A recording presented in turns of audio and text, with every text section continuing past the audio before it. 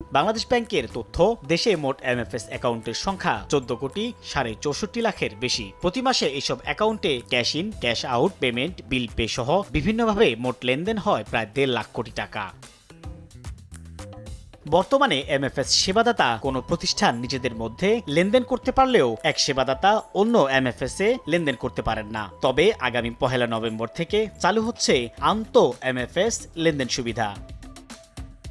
এক্ষেত্রে প্রতি হাজারে টাকা পাঠাতে চার্জ পড়বে 8.5 টাকা, আর ব্যাংক থেকে এমএফএস এ খরচ 1.5 টাকা। এছাড়া ব্যাংক থেকে পিএসসি তে হাজারে মাত্র 2 টাকা চার্জ দিতে হবে। তবে আগের মতোই থাকছে প্রতিষ্ঠান ভেদে উত্তোলন বা ক্যাশ আউট চার্জ।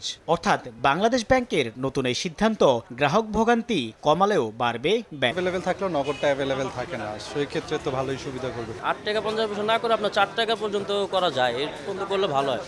ট্রান্সফারের জন্য আবার আলাদা একটা চার্জ। নগদ পাওয়া যায়, নগদ পাওয়া গেলে বিকাশ পাওয়া যায় না, বিকাশ পাওয়া গেলে রকেট পাওয়া যায় না।